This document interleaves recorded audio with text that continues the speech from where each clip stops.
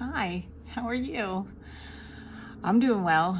Spring is springing, and I sure do love it. Oh, the flowers, the buds on the trees, it all fills my heart in the biggest way. Yay. So, I wanted to share that when I was receiving the nudge this morning to make this video, I asked, what will it be about? And the answer arrived immediately, and I didn't care for it.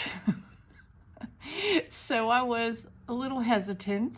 Um, and then, I was reminded that I agreed with my team, and it really is my heart that I want to be a conduit, and that all I need to do is be willing and listen and show up. And that's really all that there is for me in this role. So that, and also I really love the idea that should my young adult children ever need life journey insight, that these videos will be out there if I am not around to give it. So that fills my heart. It's also the impetus for why I'm writing a book about all the incredible experiences that have blessed my life. So between those two things, I acquiesced, and here I am.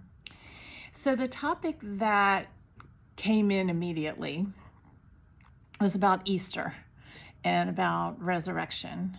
And as you could probably guess, I was a little hesitant because that can be very polarizing given how many people are in our country and around the world who are practicing traditional Christianity. And I figured it's not up to me to decide what gets shared and what doesn't. It's just for me to listen and trust. So to start, I would like to share that a long time ago, get in the Wayback Machine with me, and let's go all the way back to 1995 when I found A Course in Miracles. And it just has been so important on my journey. So important, because for me, I was really struggling with the contradictions in traditional Christianity. On one hand, God is a loving God, and on the other hand, God will smite the entire world out of anger. And those two things did not fit together for me. It also did not fit that I needed a middleman, and I needed to pay that middleman in order to feel connection with God. Now, that said, I feel that if you are on your journey and you're not doing harm to yourself or anyone else, perfect. Everyone has their own journey. My journey's not your journey, and your journey's not my journey, right? So let's love and support one another in the paths that are unfolding. My only advice around that is if someone tells you they're an expert in something, run away. Listen to your intuition. Talk to your team, talk to your creator, talk to enlightened masters who speak to your heart. All the answers we need are within us. Okay, so I believe it was Marianne Williamson. I listened to a lot of her lectures and read her books back in the 90s, who talked about sin, the word sin, being an archaic archery term, which means to miss the mark.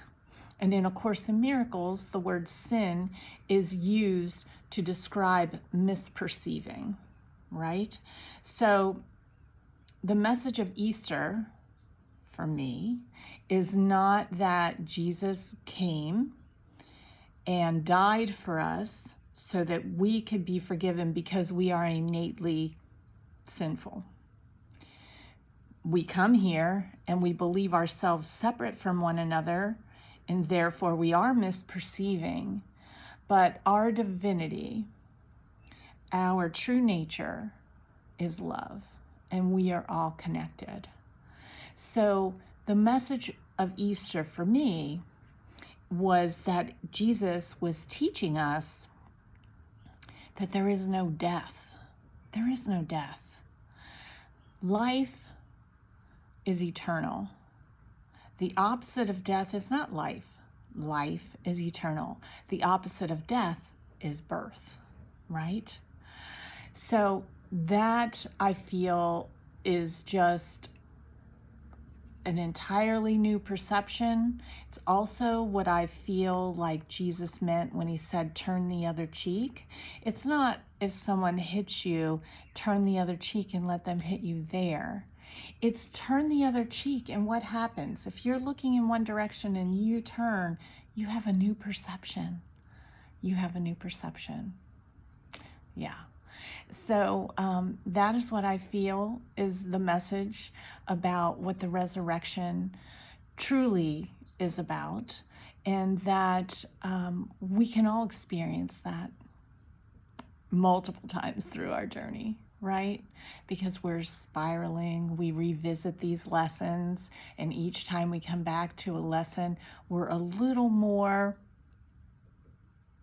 wise, maybe, and we can experience it at a deeper level. And finally, when we fully understand the lesson, we respond rather than react, then the universe will stop sending us that lesson. I used to joke decades ago that I felt like I was the dunce of the universe because the same lesson kept repeating, and I was like, what is happening? But yeah, it's just the universe's way of teaching us. So my wish for you and for all of us is that we can learn our lessons through joy. Let's learn them through joy. Yes?